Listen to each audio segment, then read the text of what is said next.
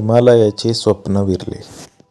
हे बघ, काहीतरी कारण काढून शाळेतून बाहेर पड आणि एक टांगा करून आमच्या गल्लीमध्ये अशा ठिकाणी येऊन थांब की जेणेकरून आमच्या घरातील कोणालाही तू दिसणार नाहीस. अशा सूचना मी माझ्या शाळेतील मित्र अमर याला देऊन ठेवल्या होत्या. तो माझ्यासोबत हिमालयात जाण्याच्या माझ्या बेतामध्ये सामील होता. आमच्या पलायनासाठी आम्ही दुसऱ्या दिवशीचा दिवस नक्की केला होता. अनंताची तीक्ष्ण नजर असल्यामुळे काळजी घेणे खूप आवश्यक होते. माझे मोठे भाऊ अनंतदादा यांच्या लक्षात आमचा हा गुप्त बेत जरा जरी आला असता तर त्यांनी तो नक्कीच हाणून पाडला असता. ही भीती सारखी सारखी मनामध्ये होती. माझ्याकडे असलेल्या ताईताचाच मला आधार होता. मी मनातल्या मनात सारखी त्याची प्रार्थना करत होतो. हिमालयातील बर्फाच्छिद कड्याकपारींमध्ये मला स्वप्नामध्ये दर्शन देणारे गुरु मला नक्की भेटतील अशी मला आशा होती. माझ्या बाबांची कायमस्वरूपी बदली आता कलकत्त्याला झाली होती. त्यामुळे माझ्या घरातले सगळे तिथेच आले होते. हिंदू रीतिरिवाजाप्रमाणे अनंताची बायको आता आमच्या घरी आली होती. तिथल्याच एका माळ्यावर माझ्या ध्यानधारणेसाठी मी छोटीशी जागा करून घेतली होती आणि तिथे बसून परमेश्वर प्राप्तीसाठी माझ्या मनाला तयार करत होतो. नकोशा पावसाने तो संस्मरणीय दिवस उगवला.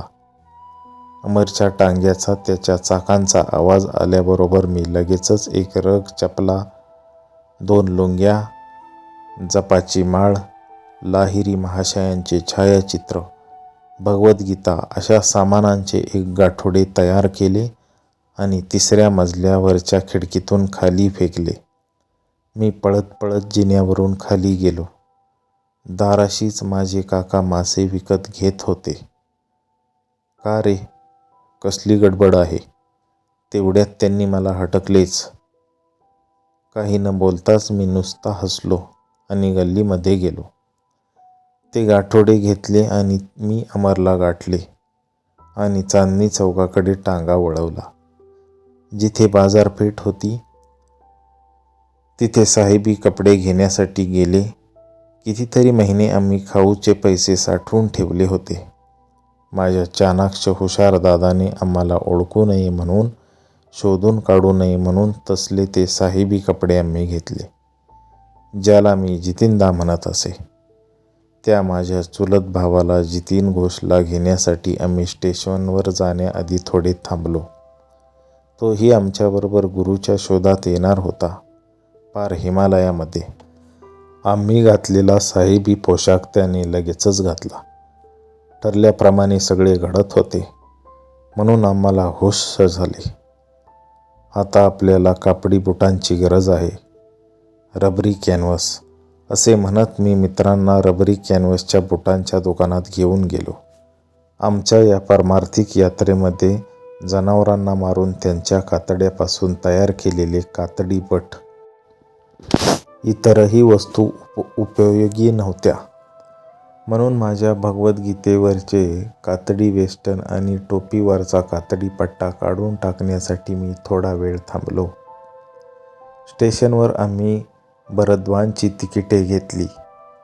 तिथे गेल्यावर आम्ही हिमालयाच्या पायथ्याशी असलेल्या हरिद्वारची तिकिटे घेणार होतो. आमच्यासारखाच उत्साह असलेली गाडी आली आणि आता इथून पुढे आम्ही आमच्या ठरवलेल्या यशापर्यंत कसे पोचणार आहोत याबद्दल मी विचार करू लागलो. आता बघा आपल्याला आपले गुरु भेटणार आणि ते आपल्याला दीक्षा देणार. मग आपल्याला समाधी लावता येणार आणि बरं का, आपल्या शरीरामध्ये चुंबकीय शक्ती जागृत होणार. हिमालयातील वाघ, सिंहासारखे हिंस्र वन्य पशु आपल्याजवळ शेळीसारखे येणार. जंगली वाघ पाळीव मांजराप्रमाणे आपल्याजवळ येऊन आपण त्यांच्या अंगावरून कधी हात फिरवतो याची वाट पाहत बसणार. माझे हे भावी जीवनाबद्दलचे रंगवलेले वर्णन ऐकून अमरच्या अंगी नवचैतन्य स्फुरल्यासारखे वाटले. पण जितेंद्र मात्र खिडकीबाहेर पाहत विचार करत राहिला.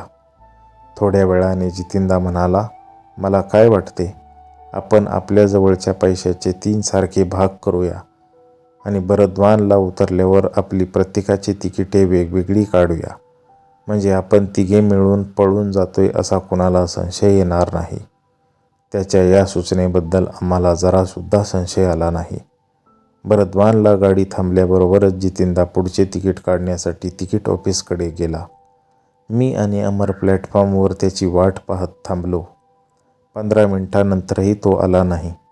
म्हटल्यावर आम्ही इकडे तिकडे त्याला शोधायला लागलो. त्याला हाकाही मारल्या, पण त्या छोट्याशा स्टेशनवर संध्याकाळच्या अंधारात तो नाहीसा झाला. मला एकदम धक्का बसला. मी घाबरून गेलो. देवाला शेवटी आमचे असेच करायचे होते ना. मी गारठूनच गेलो. एवढा आटापिटा करून प्रयत्न करून आखलेली सगळी योजना अशी वाया जायची होती ना. परमेश्वराच्या मनात काय चाललंय हे? अमर, चल आता घरीच जाऊया. लहान मुलासारखा मी रडायलाच लागलो. जितेंद्रचे असे नाहीसे होणे आपल्यासाठी अपशकुनच आहे रे. आपली ही सफर अयशस्वीच होणार. आपल्या हातात यश येणारच नाही बघ. अरे, हीच का परमेश्वराची तुझी निष्ठा, तुझे प्रेम?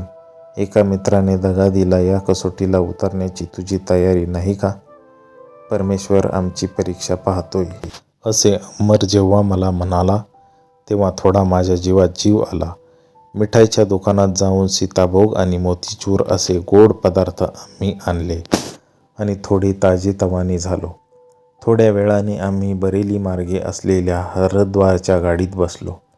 दुसऱ्या दिवशी मोगलसराईला आम्ही गाडी बदलली. तिथे गाडीची वाट पाहत महत्त्वाच्या गोष्टीसंबंधी बोललो.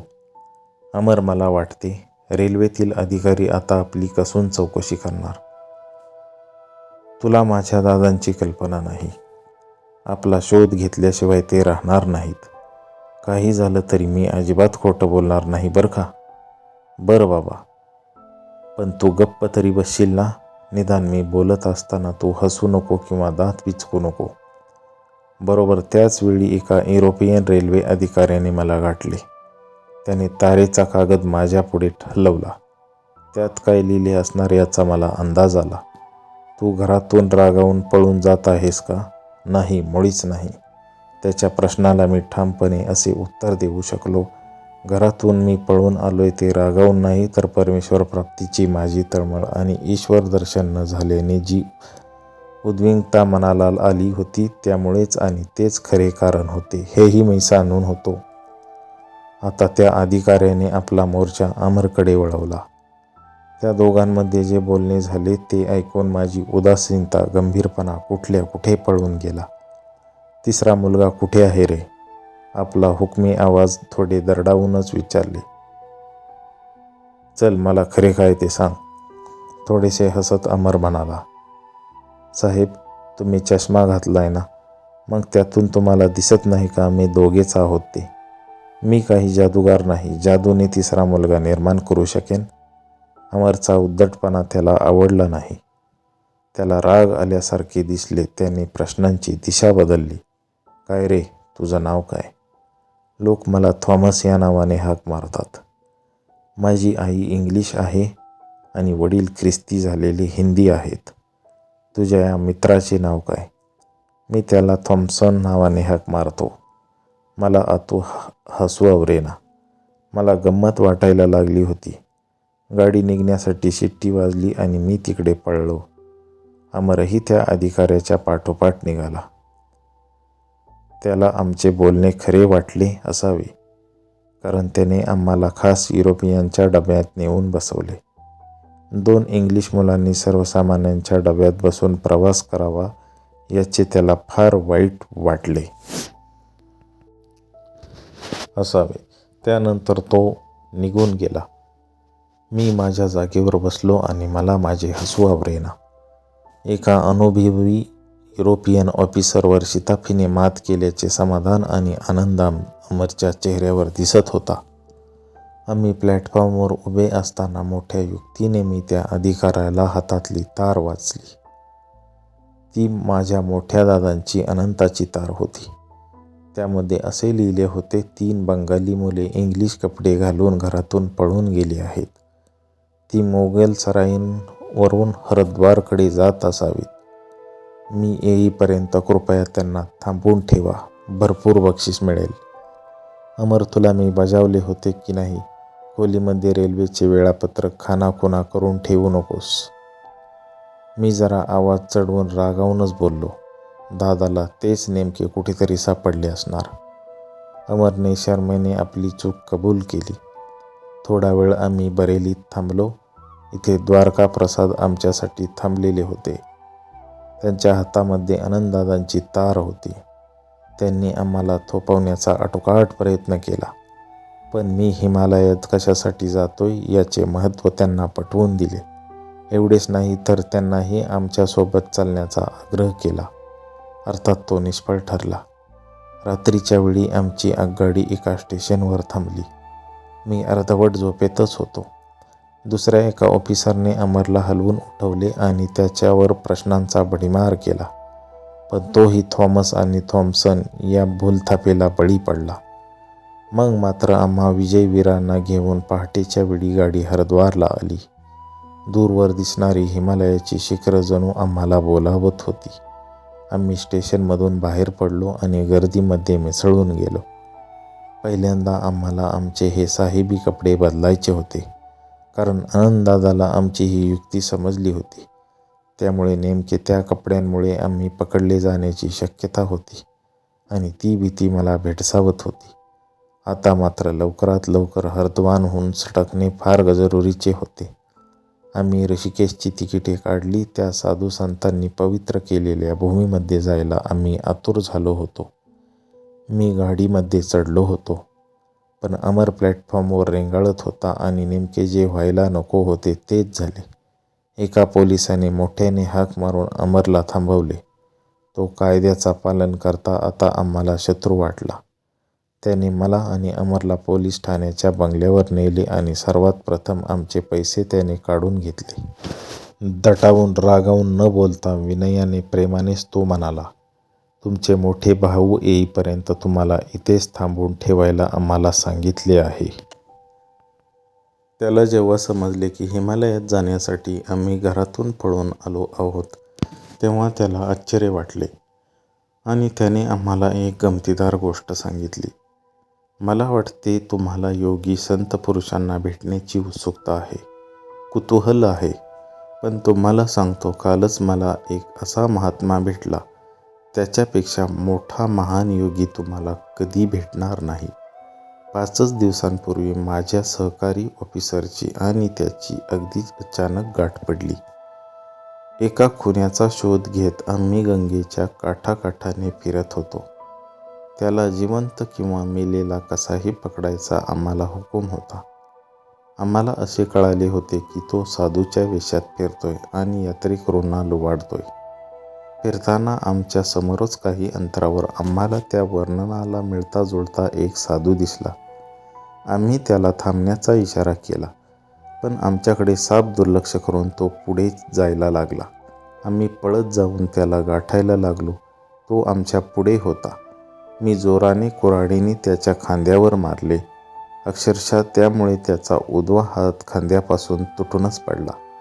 पण आश्चर्य म्हणजे काही आरडाओरडा न करता त्या तुटक्या हाताकडे दुर्लक्ष करून तो आपला पुढेच जायला लागला. आम्हाला खूपच आश्चर्य वाटले. आम्ही जेव्हा त्याच्यासमोर जाऊन उभे राहिलो, तेव्हा अगदी शांतपणे तो म्हणाला, तुम्हाला जो खुनी माणूस हवा आहे तो मी नाही.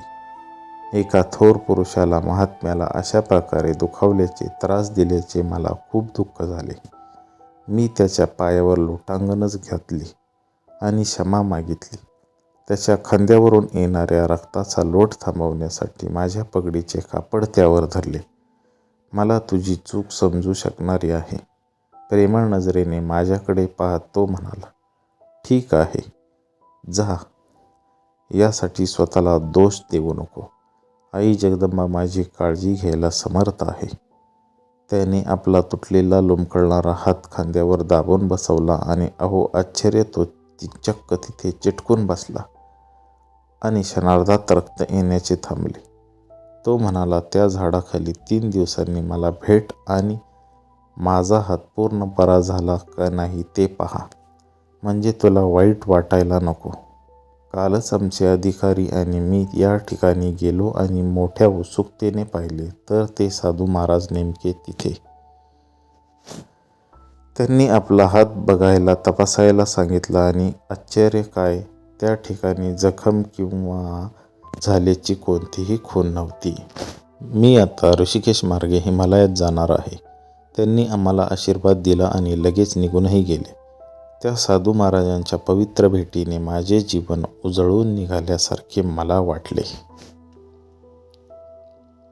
मोठ्या भाविकतेने तो म्हणाला. त्याला आलेल्या त्या अनुभवामुळे तो अधिकारी मनाने हलला होता. तो प्रसंग छापून आलेले कात्रण त्याने मला वाचायला दिले. बातमी अतिशय संक्षिप्त पण शोभकारक होती.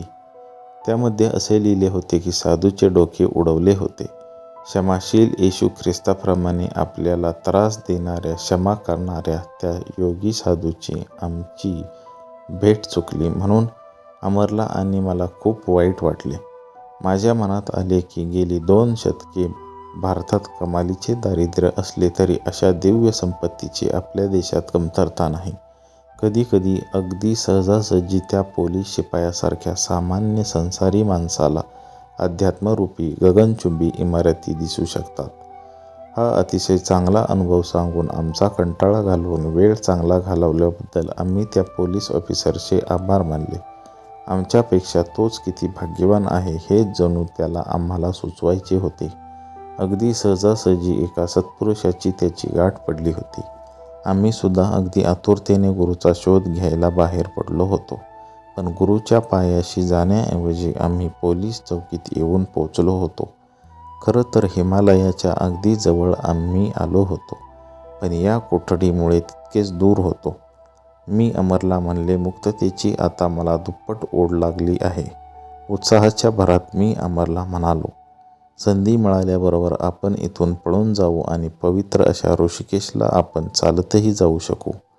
पण आमच्याजवळचे पैसेही त्या ऑफिसरने काढून घेतल्यामुळे अमरला मात्र काही उत्साह वाटेना. तो पुरता निराश झाला होता. आपण जर त्या भयानक जंगलात पळून गेलो तर आपल्याला कुणी गुरु भेटायच्या ऐवजी एखाद्या वाघोबाचा फराळ मात्र व्हायचो. माझा अनंतदादा आणि अमरचा दादा येईपर्यंत 3 दिवस गेले. दादा भेटल्यावर अमरला मोठ्या संकटातून सुटलो असे वाटले. माझा निश्चय मात्र अजून ढळला नव्हता. त्यामुळे माझा पिच्छा पुरवल्याबद्दल अनंतदादाला मी टाकून बोललो. पण त्याने ते मनावर घेतले नाही. उलट माझीच समजूत घालत म्हणाला, तुला आता काय वाटतंय त्याची कल्पना आहे मला. पण हे बघ, आपण आता काय करूया? पहिल्यांदा काशीला जाऊ. तिथे तुझी एका सद्गृहस्थांशी ओळख करून देतो. त्यांच्याशी बोल आणि मग कलकत्त्याला जाऊन बाबांची गाठ घे. अरे बाबा अगदी काकुळतीने तुझी वाट बघताहेत. त्यांच्याजवळ थोडे दिवस राहूया आणि मग गुरुच्या शोधात तू जाऊ शकतोस. आमचे बोलणे होईपर्यंत अमरने माझ्याबरोबर पुढे हरिद्वारला आपण येत नसल्याचे सांगितले. भावाला भेटल्याबरोबर त्याला हैसे वाटले होते. पण मी मात्र माझ्या गुरुच्या शोधात त्यांच्यापासून थोडासुद्धा ढळणार नव्हतो. नंतर आम्ही काशी बनारसच्या गाडीत बसलो. तिथे मला माझ्या मनापासूनच्या केलेल्या प्रार्थनेचे उत्तर मिळाले. नंतर अनंताने हुशारीने एक बेत आखून ठेवला होता. मला हरिद्वारला भेटण्यापूर्वी तो बनारसला उतरला होता आणि तिथे एका पंडिताला गाठून त्याने माझ्याशी काय आणि कसे बोलायचे ते ठरवून ठेवले होते. माझ्या संन्यासी होण्याच्या निश्चयापासून मला नक्की परावृत्त करायचे असे त्या पंडिताने आणि त्याच्या मुलाने ठरवले होते. अनंता मला त्यांच्या घरी घेऊन गेला. पंडितांच्या तरुण आकर्षक मुलाने माझे अंगणातच स्वागत केले आणि तत्त्वज्ञान विषयावर गप्पा सुरू केल्या. आपल्याला भविष्य कळते आणि माझ्या नशिबात संन्यासी होण्याचे नाही असे त्याने सांगितले. हे बघ, तुला सारखी काही ना काही संकटे येतील. जोपर्यंत तुझी ऐहिक सामान्य कर्तव्य पार पाडत नाहीस तोपर्यंत तुला देव भेटणार नाही आणि या जगाचा अनुभव पुरेपूर आल्याशिवाय तुझे पूर्वसंचित संपणार नाही. श्रीकृष्णाने भगवद्गीतेत सांगितलेला श्लोक, त्याचा अर्थ माझ्या अगदी ओठांवर आला होता. श्रीकृष्ण म्हणतो, जो अगदी दुराचारी कितीही वाईट वागणारा असला पण त्याने जर अनन्य भावाने मनापासून माझे स्मरण केले तर त्याची पूर्वीची सगळी पापकर्मे नष्ट होतील, त्याला शाश्वत शांती लाभेल आणि तो धर्मात्मा होईल. हे तू नक्की ध्यानात ठेव. जो माझ्यावर पूर्ण विश्वास ठेवतो त्याने कधीही काहीही वाईट होणार नाही. पण त्या तरुणाने माझे जे भविष्य सांगितले त्यामुळे माझा आत्मविश्वास थोडासा डळमळीत झाला. मी अगदी मनापासून परमेश्वराची आर्तमुख प्रार्थना केली. परमेश्वरा, मला आता याच क्षणी मार्ग दाखव. तुझी इच्छा काय आहे? मी माझे जीवन कसे घालवावे? संन्यासासारखे की संसारी माणसासारखे? एवढ्यात माझे लक्ष त्या पंडितांच्या दाराबाहेर उभ्या असलेल्या एका साधू महाराजांकडे गेले. त्याने आमचे बोलणे ऐकले असावे असे मला वाटले. त्याने खून करून मला बाहेर बोलावले. मी पळतच बाहेर गेलो. त्याच्या शांत डोळ्यातून एक प्रचंड शक्ती वाहते असा मला भास झाला. हे बघ मुला, त्या दांभिक माणसाचे तू काही ऐकू नको. तू परमेश्वराला हाक मारलीस ना, त्याने मला तुझ्याकडे पाठवलंय. मी तुला खात्रीनं तुझ्या आयुष्याचा मार्ग सांगतो, जो एकच आहे आणि तो म्हणजे संन्यासाचा. मला खूप आनंद झाला. आश्चर्य आणि कृतज्ञतेने माझे मन भरून आले. त्या माणसापासून दूर हो, तो दांभिक पंडित मला बोलावत होता. संदेश देणाऱ्या त्या साधूने मला आशीर्वाद दिला आणि दूर निघूनही गेला. पांढऱ्या शुभ्र दाढीच्या पंडितांनी मला जरा दटावलेच. तू जरा वेडा आहेस ना? तसाही तो आहे बरं. तोही परमेश्वराच्या शोधासाठी असेच घर सोडून रानोमाळ भटकत आहे. मी त्याच्याकडे साफ दुर्लक्ष केले आणि आनंददादाला सांगितले की त्याच्याशी बोलण्याची माझी अजिबात इच्छा नाही. यावेळी मात्र दादाने माझे ऐकले आणि आम्ही ताबडतोब तिथून बाहेर पडून कलकत्त्याच्या गाडीत बसलो. अहो गुप्तचर साहेब, मी 2 मित्रांबरोबर पलायन केले. असा शोध तुम्ही कसा काय लावलात? घरी परतत असताना मोठ्या कुतूहलाने मी अनंताला विचारले. मिश्किलतेने हसत तो म्हणाला, मला असं कळालं की तुझ्या शाळेतून अमर मध्येच निघून गेलाय आणि परत आला नाही. दुसऱ्या दिवशी सकाळी मी त्याच्या घरी गेलो. तिथे मला खुणा केलेले रेल्वेचे वेळापत्रक मिळाले. त्याच वेळी अमरचे वडील टांग्यातून बाहेर चालले होते आणि त्या टांगेवाल्याशी बोलत होते. आज माझा मुलगा माझ्याबरोबर येणार नाही, तो घरातून पळून गेलाय. हे बोलताना त्यांना फार वाईट वाटत होते. साहेब, माझ्या मित्राकडून खात्री मला कळलंय की तुमचा मुलगा आणखी 2 मित्रांबरोबर साहेबी पोशाखात हावडा स्टेशनवर गाडीत चढला. आपले कातडी बूटही त्यांनी त्या गाडीवाल्याला दिले. कळलं का? यावरून मला 3 संदर्भ मिळाले. ते वेळापत्रक, 3 मुलं आणि साहेबी पोशाख. ऐकताना मला थोडी गंमत वाटली. त्या गाडीवाल्याला केलेली मदत आम्हाला महागात पडली होती. त्यामुळे अमरने त्या वेळापत्रकात जिथे खुणा केल्या होत्या तिकडे मी तारा केल्या. तशीच द्वारकेमधल्या तुझ्या मित्रालाही केली. कलकत्त्यात थोडी विचारपूस केल्यावर मला असं कळलं की जितिनदा एक रात्र घरी नव्हता, पण दुसऱ्या दिवशी सकाळी साहेबी पोशाखात घरी आलाय म्हणून. मग मी त्याची गाडी घेतली, त्याला जेवायला चल असं म्हटलं आणि बाहेर पडलो. मी आधीच ठरल्याप्रमाणे त्याला पोलीस स्टेशनवर आणलं. पोलिसांनी त्यांच्या पद्धतीने त्याला व्यवस्थित घेरलं आणि त्याच्याकडून प्रवासाची सगळी हकीकत काढून घेतली.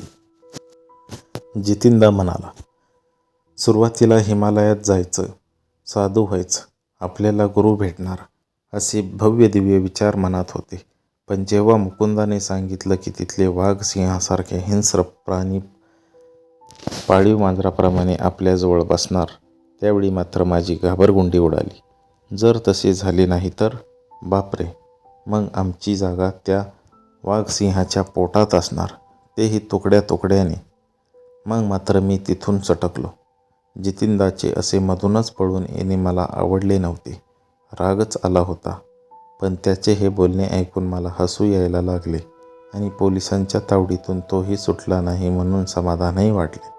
दादा, तू ना अगदी पहिल्यापासून गुप्तचर आहेस. मला या सर्व प्रकारची गंमतही वाटत होती आणि रागही आला होता. आम्ही दोघे कलकत्त्याला घरी आलो. मला बघितल्यावर बाबांना अगदी बडबडवून आले. गहिवरून मला म्हणाले, अरे निदान हायस्कूल संपेपर्यंत तरी एका ठिकाणी राहा. त्यांनी माझ्यासाठी स्वामी केवलानंद या संत पंडितांना रोज घरी येऊन माझी शिकवणी घेण्यासाठी ठरवून ठेवले होते. खास मला संस्कृत शिकवण्यासाठी ते येणार होते. माझी पळून जाण्याची धार्मिक तळमळ या विद्वान पंडितांच्या सहवासाने, उपदेशाने कमी होईल अशी त्यांची अपेक्षा होती. पण झाले भलतेच. स्वामी केवलानंद हे लहरी महाशयांचे उच्च कोटीचे शिष्य होते. त्यामुळे बौद्धिक शिकवणीऐवजी आध्यात्मिक पारमार्थिक उपदेशच मला मिळायला लागला आणि परमेश्वर प्राप्तीची उत्कंठा जास्तच वाढली. माझे हे स्वामी केवलानंद इतके मोठे होते की स्वतः लहरी महाशय त्यांना ऋषी म्हणून संबोधत होते. माझ्या बाबांना मात्र याची कल्पना नव्हती. माझ्या या गुरुजींचे व्यक्तिमत्व ऋषितुल्य होते. त्यांच्या निरागस चेहऱ्यावर विद्वत्तेचे तेज होते. त्यांची पांढरी शुभ्र लांब दाढी, कमळासारखे शांत डोळे सगळ्यांना आकर्षित करत. अशा या योगीराजांच्या सानिध्यात क्रियायोग करण्याचे माझे कितीतरी तास अतिशय आनंदात जात असत. प्राचीन धर्मशास्त्राचे ते गाढे अभ्यासक होते. त्यांच्या या विद्वत्तेमुळे शास्त्री महाशय ही पदवी त्यांना प्राप्त झाली होती आणि त्याच नावाने ते प्रसिद्ध होते. पण त्यांचा मात्र शिष्य संस्कृत गद्य व्याकरणामध्ये अगदीच जेमतेम होता. पण संधी मिळेल तेव्हा योग आणि लहरी महाशय यांच्यावर आमचे बोलणे रंगत असे. एकदा त्यांनी लहरी महाशयांची एक गोष्ट सांगून माझ्यावरती कृपा केली. लहरी महाशयांजवळ मला 10 वर्ष राहायला मिळाले म्हणून मी स्वतःला खूप भाग्यवान समजतो. बनारसमध्ये रात्री त्यांच्या घरी जायचं म्हणजे माझ्यासाठी तीर्थक्षेत्र होतं. पहिल्या मजल्यावर छोट्याशा पडवीत गुरुदेव बसलेले असत. एका लाकडी आसनावर पद्मासन घालून ते बसत आणि त्यांचे शिष्य अर्धगोलाकार करून त्यांच्या भोवती असत. त्यांचे अर्धोन्मीलित तेजस्वी डोळे आनंदाने चमकत असत. जणू काही अंतर्मनातील आनंद दुर्बिणीतून पाहिल्याप्रमाणे त्यांना दिसत असे. ते फार कमी बोलत. ज्या शिष्याला मदतीची गरज असेल, उपदेश करायचा असेल, त्यांच्याकडे पाहून एखाद्या दीपस्तंभाप्रमाणे ते त्याला सांगत. त्याला ज्ञानाचा प्रकाश मिळत असे.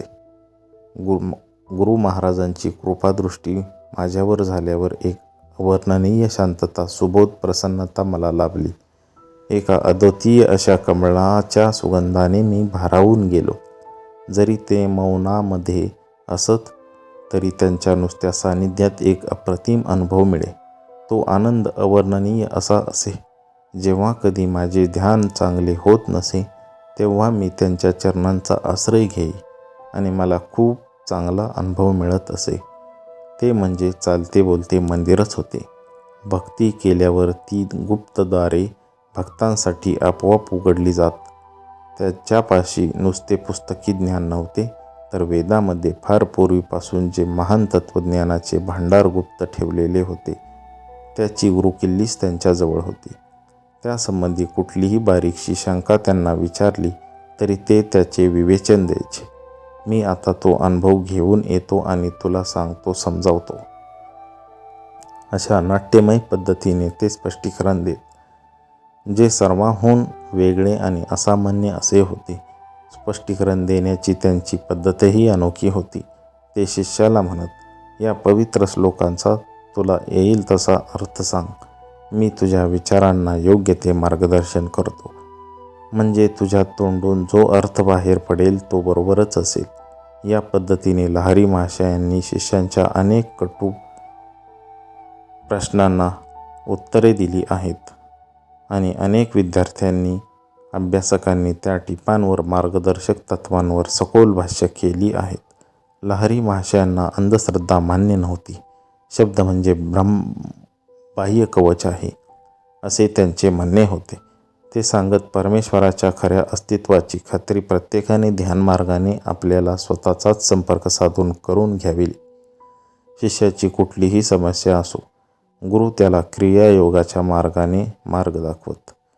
ही योग मार्गाची गुरुकिल्ली अशी वैशिष्ट्यपूर्ण आहे की समजा भविष्यात तुम्हाला मार्गदर्शन करायला या देहामध्ये नसलो तरी हिची क्षमता तीळ मात्र कमी होणार नाही. ही नुसती तात्विक शाब्दिक प्रेरणा नाही. क्रियायोगाच्या मार्गाने, त्याच्या आचरणाने तुम्ही मोक्षाच्या मार्गावर जाल. क्रियायोगाचे सामर्थ्य त्याच्या आचरणात आहे. माझी स्वतःची अशी पक्की खात्री आहे, जो मनापासून परमेश्वराचा शोध घेतो त्याला मुक्ती मिळवण्यासाठी हमखास फलदायी मार्ग कुठला असेल तर तो क्रियायोग हाच आहे. केवलानंद निश्चयपूर्वक श्रद्धापूर्वक सांगत. क्रियायोगाचे आचरण केल्याने सर्वांमध्ये सुप्त असलेल्या परमेश्वराची शक्ती लहरी माशांच्या आणि त्यांच्या अनेक शिष्यांच्या शरीरात प्रगट झाली आहे. केवलानंदांच्या समोरच लहरी माशायांनी ख्रिस्तासारखा एक चमत्कार घडवून आणला. ही घटना केवलानंदांनीच मला सांगितली. ती सांगताना समोर असलेल्या संस्कृत पुस्तकातून दूर अज्ञानात बघून ते सांगत होते. स्वामीजींचा रामू नावाचा अंध शिष्य होता. मला त्याच्याबद्दल सहानुभूती वाटायची, त्याची दया यायची.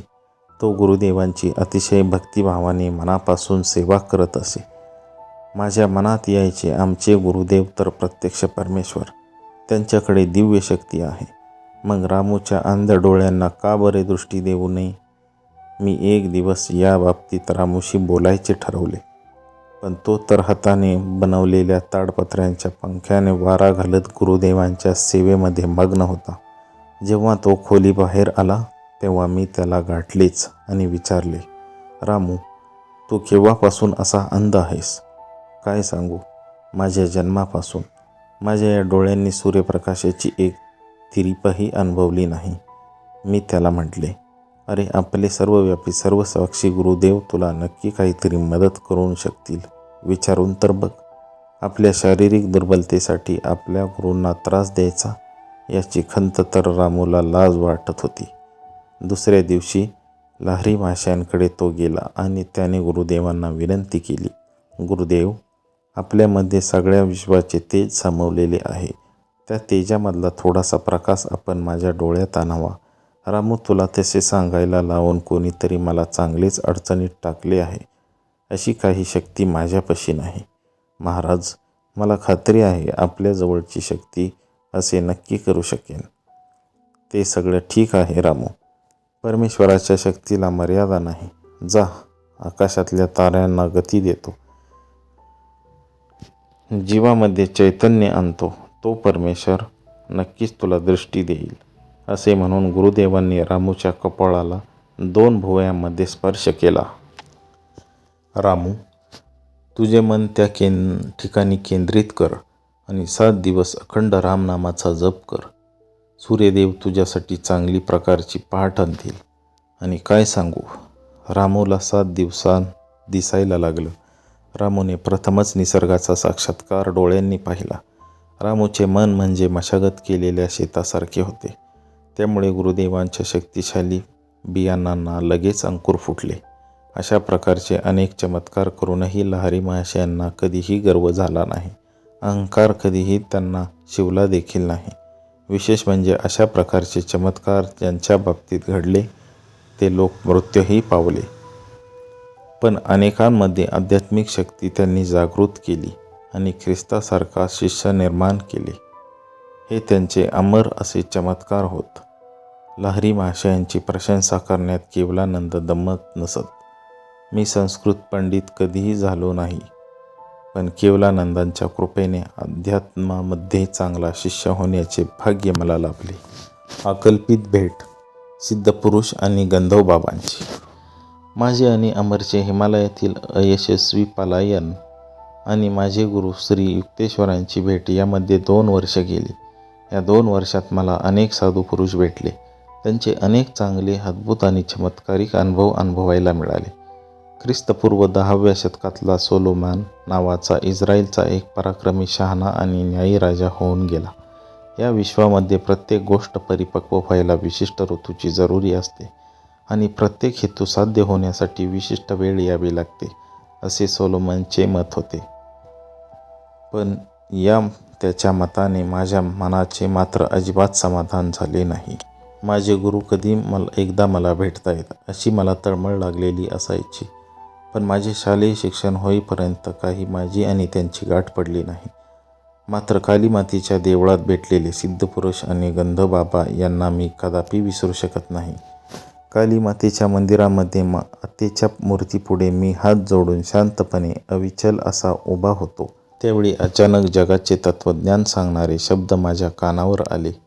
मुला, ईश्वराचे स्वरूप अतिशय साधे आहे, बाकी मात्र सगळे गुंतागुंतीचे आहे. निसर्गाच्या या सापेक्ष विश्वामध्ये शुद्ध प्रांजल मूल्याची अपेक्षा करू नकोस. मी चमकून आवाजाच्या दिशेने वळून पाहिले. माझ्या पाठीमागे एक साधू होते. त्यांचेच ते अनमोल मार्गदर्शक तत्त्वज्ञान होते. महाराज, तुम्ही म्हणता त्याप्रमाणे माझ्या मनामध्ये खरोखरच विचारांचा गोंधळ उडाला आहे. मी नम्रपणे कृतज्ञता व्यक्त करत म्हणालो. निसर्गाची सौम्य आणि उग्र अशी जी 2 रूपं आहेत, जी सर्वसामान्यांना गोंधळून टाकतात आणि ज्याचे प्रतीक म्हणजे ही काली माता आहे, तिच्या या स्वरूपाने माझ्यासारख्या अनेकांना संभ्रमात टाकले आहे. तिच्या गूढ स्वरूपाला फार थोड्या लोकांनी ओळखले आहे. चांगल्या आणि वाईट प्रवृत्तीच्या रहस्यांनी हे कोडे ज्ञानी पुरुषापुढे स्फिंक्स राक्षसासारखे समोर उभे आहे. मला समजावत महाराज म्हणाले, हे कोडे ही समस्या न सोडवता आल्यामुळे कित्येकांचे आयुष्य वाया गेले. एखादीच सुज्ञ व्यक्ती अशा प्रकारचा पराभव मान्य करत नाही आणि ती द्वैतरूपी मायेमध्ये अद्वैताचे निर्मळ सत्य शोधून काढते. आपण किती खात्रीपूर्वक बोलता महाराज, मी म्हणालो. त्यांचे ओघवते निरूपण मी मनापासून ऐकायला लागलो. अरे, ज्ञान मिळवण्यासाठी सत्य शोधण्याचा क्लेशकारक मार्ग म्हणजे आत्मनिरीक्षण करण्याचा जो मार्ग आहे, त्याचा मी खूप खोलवर अभ्यास केलाय. आत्मपरीक्षण म्हणजे स्वतःमध्ये डोकावून पाहणे, स्वतःच्या विचारांचे सूक्ष्म समालोचन करणे. ते खूप कठीण असून स्वतःची अस्मिता मुळापासून हलवून टाकणारी आहे. यामध्ये स्वतःच्या अहंपणाचा पूर्ण नाश होतो. असे हे पृथ्वकरण अर्थात प्रामाणिकपणे केलेले गणितातील प्रमेयप्रमाणे सिद्ध केले जाते. अशा या स्वतःच्या ठाम मतामुळे अहंपणा गळून पडतो आणि त्यामुळे ईश्वर हे विश्व याबद्दल आपल्या स्वतःच्या समजुती दृढ होतात आणि त्याच खऱ्या मानल्या जातात. अशा या उद्धट अपूर्वाईपुढे बरेचदा सत्यालाही नमते घ्यावी लागते. मी त्या चर्चेचा आनंद घेत म्हणले. आपल्या रसाळ वाणीने महाराज म्हणाले, जोपर्यंत मनुष्य असा ढोंगींपासून आपली सुटका करून घेत नाही, तोपर्यंत सनातन सत्य त्याला समजणार नाही. अनेक जन्माच्या मोहजालांनी भरलेले हे मन संसाराच्या असंख्य मायामोहाच्या गुंथ्यामध्ये पुरेपूर अडकले आहे. ज्यावेळी माणसाचे आपल्या आतल्या शत्रूशी युद्ध होते, त्यावेळी प्रत्यक्ष युद्धभूमीवरची युद्धेसुद्धा साधी वाटतात. हे अंतस्थ शत्रू सहजासहजी हार पत्करणारे नसतात. ते मायावी वासनांचे शिपाई असतात आणि चौफर उधळलेले असतात. त्यांना विश्रांती माहीत नसते. एवढेच काय, माणसाची झोपेत सुद्धा ते पाठ सोडत नाहीत. त्यांची हत्यारे इतकी तीक्ष्ण असतात की हे शिपाई आपला बेमोड करायला टपलेले असतात. जो माणूस नशिबाला दोष देत आपल्या ध्येयाचा त्याग करतो, तो मूर्खच. असा माणूस निरीच्छ, निष्क्रिय आणि तिरस्करणीय असा वाटणार नाही का? मग महाराज, अशा भांबावून गेलेल्या सर्वसामान्य माणसांबद्दल तुम्हाला सहानुभूती वाटत नाही का? क्षणभर ते शांत झाले आणि म्हणाले, सर्व गुणसंपन्न असा प्रश्न, पण अदृश्य परमेश्वर आणि एकही चांगला माणूस नसलेला हा प्रत्यक्ष दिसणारा मनुष्य प्राणी, या दोघांवरही सारखे प्रेम करणे दुर्मिळ आणि कर्म कठीण आहे. हे इतके कठीण आहे, पण माणसाची हुशारी, चातुर्य त्याला पुरून उरणारे आहे. स्वार्थी प्रवृत्तीच्या माणसाचे वागणेही पोकळ, निष्क्रिय असे असते आणि ते लपूनही राहत नाही, लगेच दिसून येते. बंधुभाव, समतापूर्वक वागणे, प्रेम, दया, अनुकंपा हे नुसते पोकळ शब्दच होतात. तसे सच्चे वागणे होत नाही आणि एक प्रकारे आत्मवंचनाच होते आणि स्वतःची फसवणूक केली जाते. या सगळ्या गडबड घोटाळ्यात संपूर्ण निरामयत्व प्राप्त करून देणाऱ्या आत्म्याचा शोधच कोणी घेत नाही.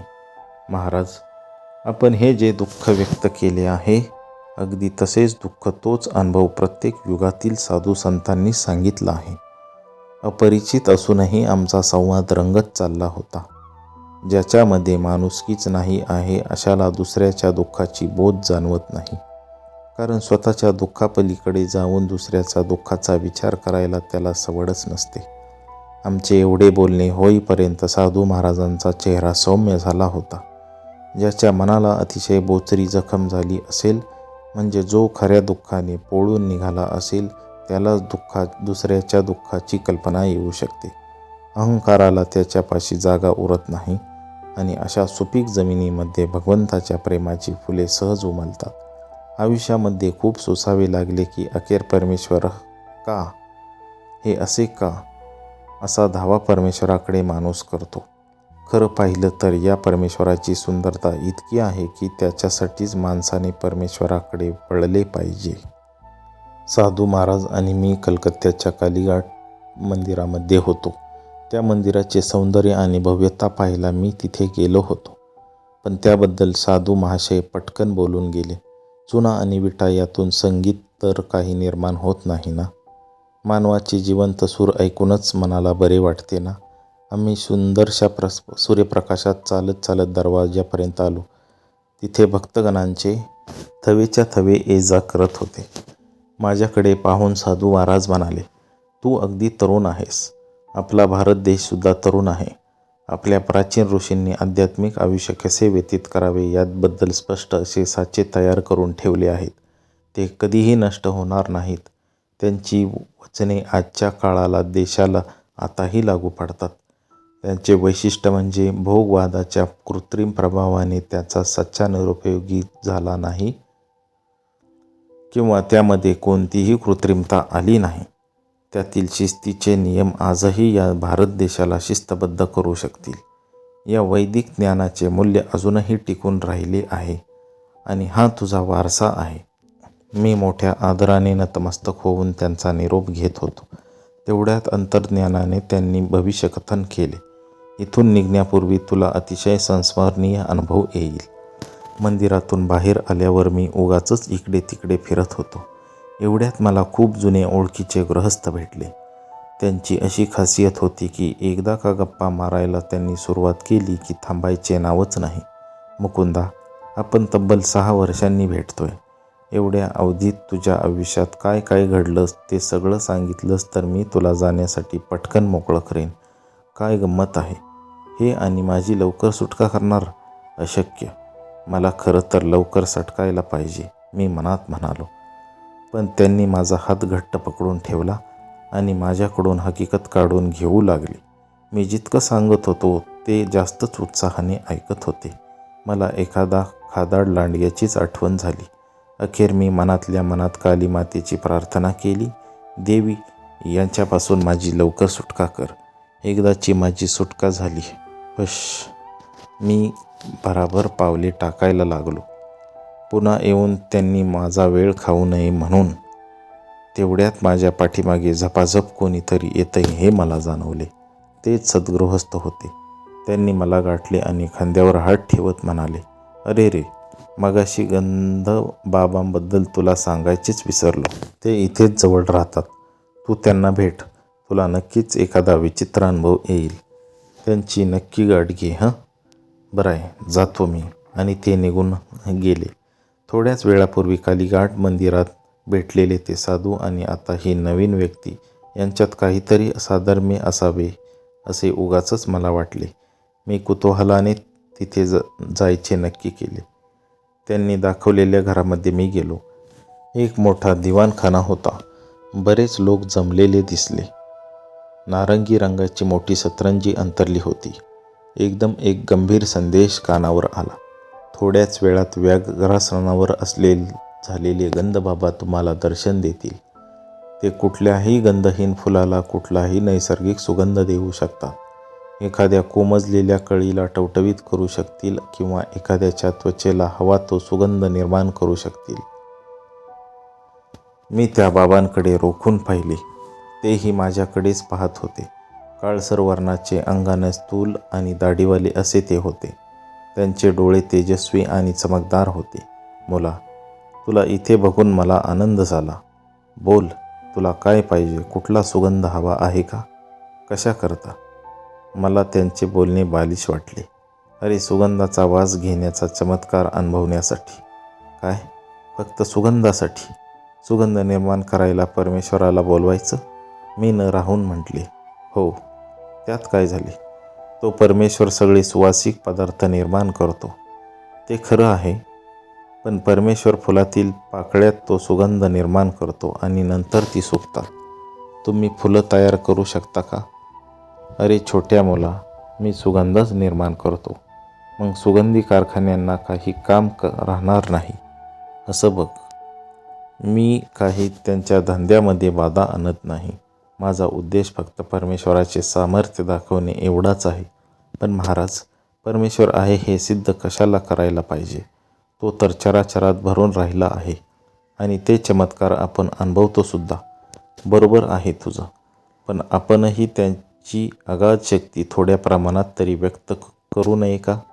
महाराज, ही विद्या प्राप्त करायला आपल्याला किती दिवस लागले?